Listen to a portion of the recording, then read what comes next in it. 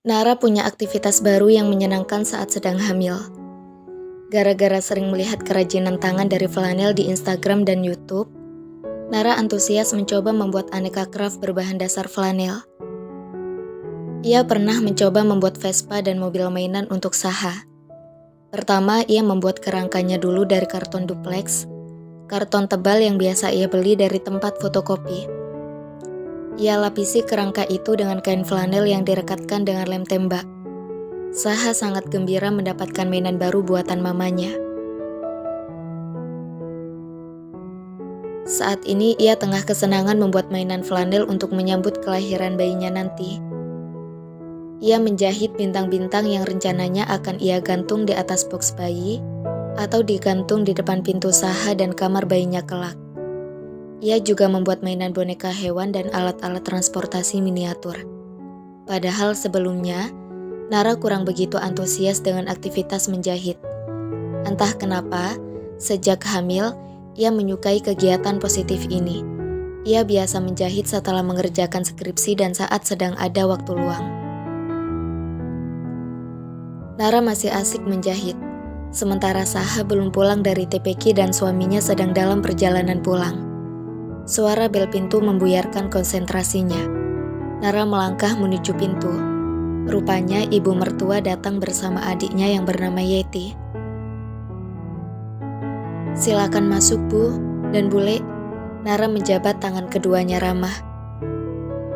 "Kok sepi? Yang lain pada kemana?" Ranti mengedarkan pandangan seakan tengah mencari keberadaan penghuni lain. "Mas Argan lagi di jalan menuju rumah. Saha lagi di TPQ." Ranti dan Yeti melangkah menuju ruang tengah.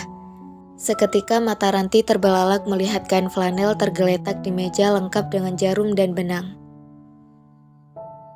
"Ini siapa yang menjahit?" Ranti memungut satu lembar kain flanel.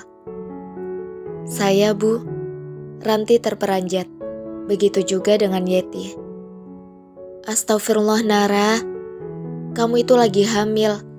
Harus lebih berhati-hati dalam bertindak."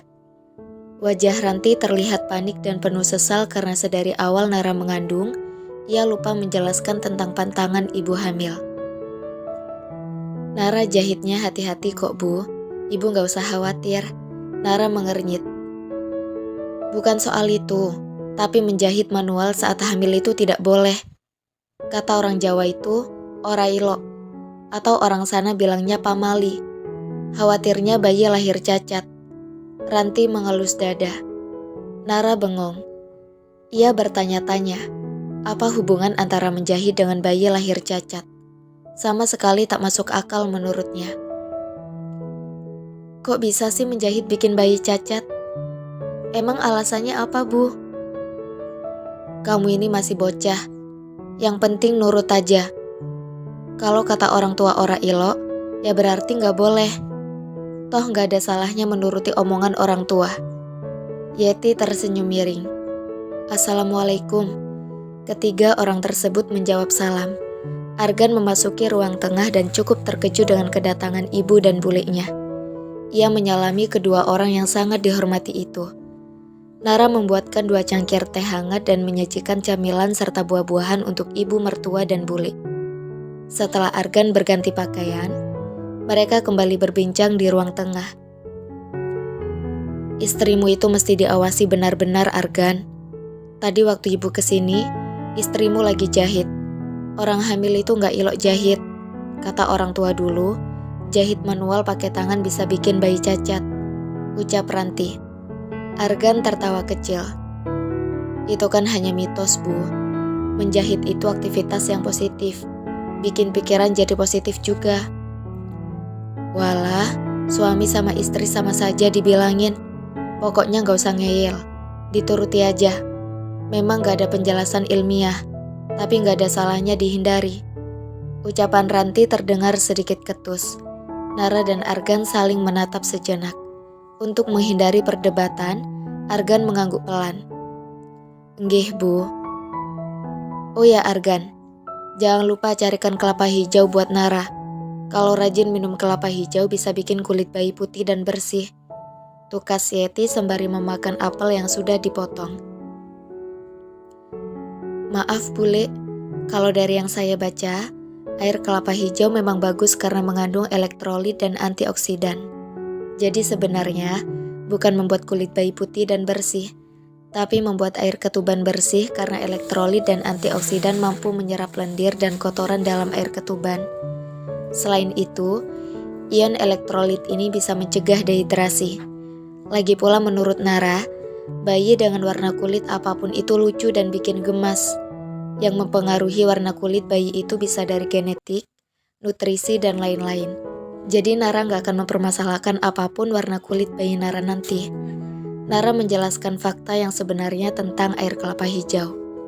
Oh gitu, saya pikir bisa bikin kulit bayi bersih. Yeti menanggapi. Argan melirik sang istri. Ia bersyukur, selama menjalani kehamilan, Nara kerap membaca banyak informasi terkait kehamilan.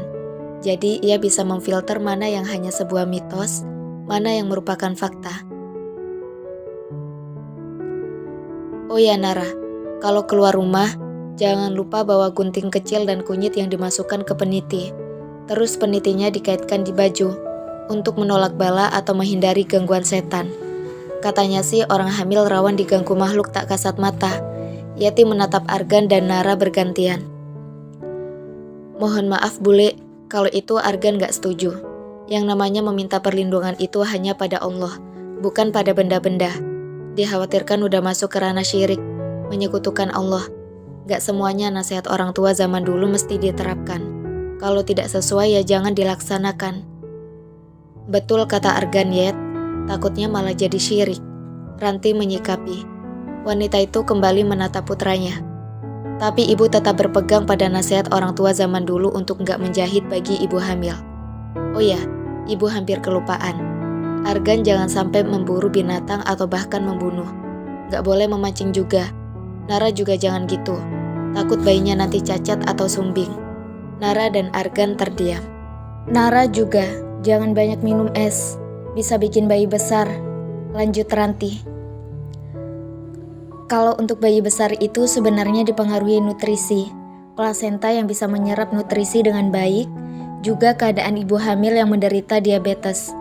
Jadi seumpama minum es dikasih sirup atau gula, nah kandungan gulanya ini yang beresiko membuat bayi besar karena bisa meningkatkan resiko diabetes pada ibu hamil, menaikkan kadar gula darah. Selama nggak berlebihan minum es dan es ini dibuat dengan air matang, sebenarnya sih nggak masalah. Nara kembali menjelaskan apa yang ia tahu. Ranti dan Yeti manggut-manggut. Nara merasakan gatal-gatal di perut. Ia menggaruk pelan perutnya.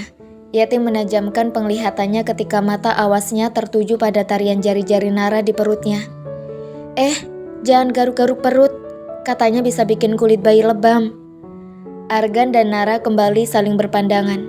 Baik Ranti maupun Yeti masih berpegang pada sesuatu yang menjadi mitos. Belum bisa dibuktikan kebenarannya secara ilmiah. Terkadang yang namanya orang tua rawan merasa sensitif jika anak-anaknya tak mau menuruti nasihat atau bersimpangan pendapat dengannya. Karena itu, Argan dan Nara kadang hanya bisa diam ketika orang tua mulai memaksakan kehendak agar pendapatnya diterima. Setelah Ranti dan Yeti pamit, Nara melangkah ke dapur untuk memasak menu makan malam. Saha belum pulang dari TPQ. Nah, kamu duduk aja, biar Mas yang masak. Argan memeluk Nara dari belakang dan mengusap perut istrinya. Ia mendaratkan kecupan di pipi Nara. Emang Mas Argan gak capek? Argan menggeleng. Ia mengganti posisinya menghadap Nara. Argan menundukkan badan dan mengecup perut sang istri. Dedek lagi ngapain di dalam? Baik-baik selalu ya dek. Ayah kangen banget sama dedek. Kalau lagi kerja di luar, rasanya pengen cepet-cepet pulang biar bisa cepet ngobrol sama dedek dan mama. Nara tersenyum setiap kali mendengar Argan menyapa dedek bayi di dalam perut. Suara lembutnya seolah menjadi caranya bercerita bahwa ia begitu menyayangi bayi mereka. Usapan jari-jari Argan yang lembut di perut membuat Nara merasa tenang dan nyaman.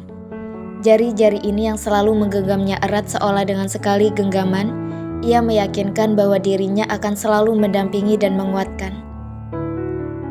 Argan kembali berdiri. Ia mendaratkan kecupan di kening sang istri lalu menurun, mengecup bibir ranum Nara yang tak pernah membuatnya bosan. Kamu duduk dulu aja, aku yang akan masak. Ucap laki-laki itu setelah mengakhiri ciumannya. Nara mengangguk. Ia duduk sementara Argan menyiapkan bahan masakan.